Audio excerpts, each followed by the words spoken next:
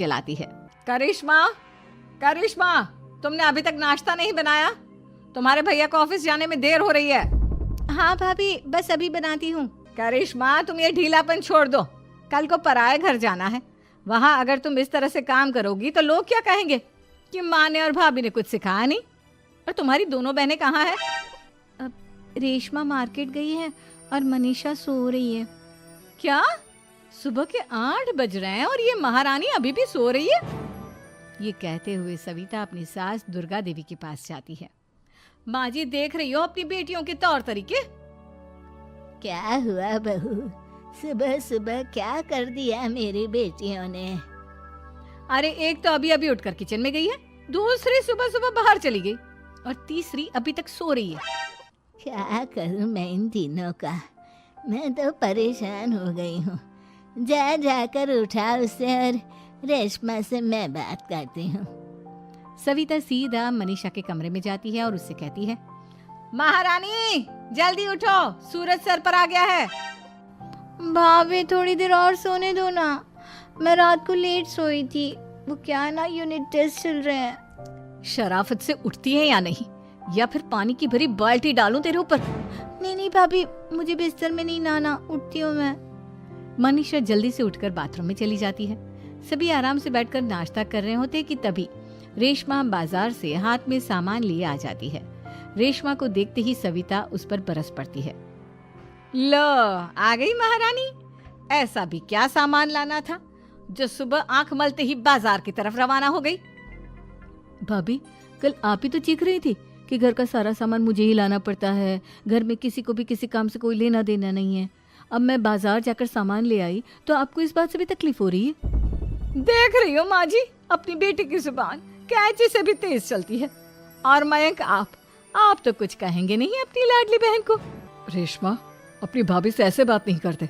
चलो माफी मांगो। भैया, मैं क्यों माफी मांगू? आप भाभी से बोलिए ना कि हम पर कम हुक्म चलाया करे। हम इस घर की बेटियां हैं और आपकी पत्नी की ननद है, नौकरानी नहीं। लो कर लो बात। इनकी भलाई के लिए कुछ भी बोलो तो इन्हें बुरा लग जाता है। इस घर में यही इज्जत है मेरी। देख लो माँ जी, आपकी बेटी किस लहजे में मुझसे बात कर रही है। सविता वहां से चली जाती है। मयंक को बहुत गुस्सा आता है, वो भी वहां से चला जाता है। फिर करिश्मा रेशमा को समझाती है। रेशमा, तुम्हें भाभी से माफी मांग लेनी चाहिए थी ना। लेकिन दीदी, मैंने कुछ किया ही नहीं, तो मैं माफी क्यों मांगू? हाँ करिश्मा दीदी, रेशमा दीदी जैसे ही घर में आई भाभी ही उन पर चिल्ला रही थी। हाँ, मैं मानती हूँ कि गलती भाभी की थी। मैं तो इसलिए बोल रही हूँ कि भाभी ने माँ को तो पूरी तरह अपने वश में कर लिया है। वो हमारी बात सुनती ही नहीं। मयंक भैया हमारे लिए हमेशा खड़े रहते हैं, इसलिए उनकी बात का मान तो तुम्हें रखना चाहिए था ना। कोई फायदा नहीं दीदी, कुछ दिनों की बात और है, भाभी उन्हें भी हमारे खिलाफ भड़का देंगी। फिर वो भी माँ की तरह हमारी किसी बात का विश्वास नहीं करेंगे। इसी तरह सविता अपनी तीनों ननदों को किसी न किसी बात पर परेशान करती रहती थी। एक दिन मयंक अपनी तीनों बहनों के लिए गिफ्ट लाया। क्या रेशमा, ये तुम्हारे लिए हार का सेट, रेशमा तुम्हारे लिए सुंदर सी ड्रेस, और मनीषा तुम्हें किताबें पसंद है ना, तुम्हारे लिए किताबें लाया हूँ। थैंक यू भैया। थैंक यू भैया। थैंक यू भैया। करिश्मा, तुम्हारा नेकलेस कितना सुंदर है, ये भैया कहाँ से ले आए होंगे? मैंने भैया को 3 दिन पहले फोन पर ये डिजाइन दिखाया था और आज भैया ये ले आए। सविता तो अपनी ननदों के गिफ्ट्स देखकर जल गई और करिश्मा का नेकलेस तो उसे भी बहुत पसंद आया था। अपनी बहनों के लिए कितना अच्छा नेकलेस लेकर आए हैं, मुझे कभी कोई गिफ्ट नहीं दिया।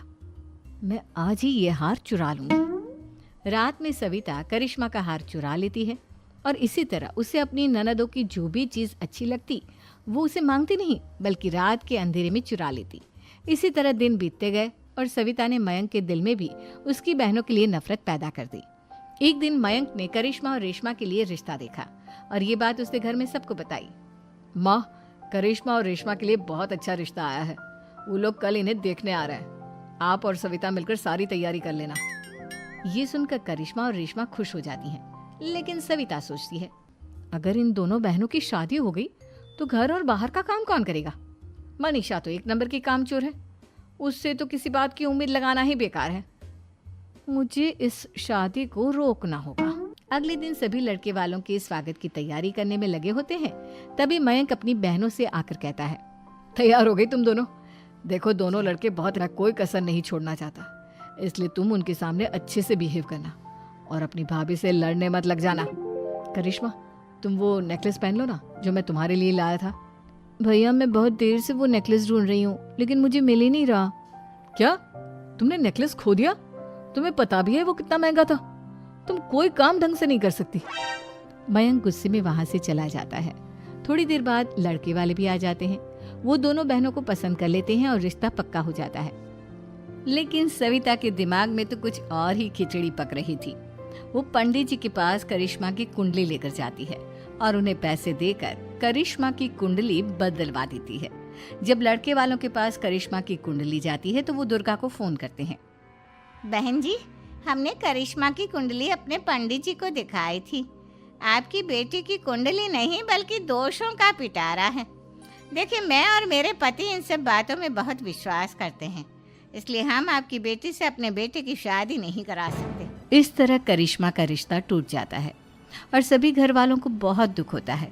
अब कविता सोचती है, चलो करिश्मा का तो रिश्ता टूट गया, अब रेशमा का भी रिश्ता तोड़ना है। क्या करूं क्या करूं? अब सविता आवाज बदलकर किसी अननोन नंबर से रेशमा के होने वाले ससुराल में फोन करती है।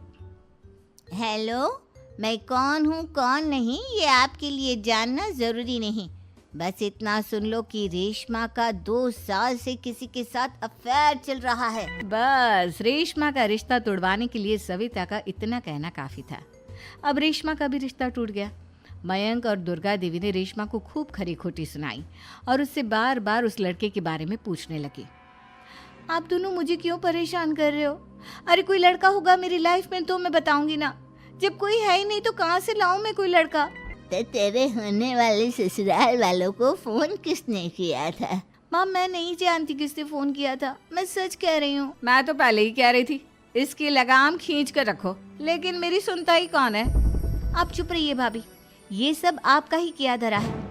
अब तीनों बहनों को विश्वास हो जाता है कि ये सब उनकी भाभी ही कर रही है। तीनों बहनें अपनी भाभी को सबक सिखाने के लिए एक वकील कर लेती है और घर में हिस्सा मांगना। देखो भैया, माँ बाप की जायदाद में जितना बेटों का हक होता है उतना ही बेटियों का, इसलिए इस घर के 4 हिस्से होंगे और हमें अपना हिस्सा चाहिए।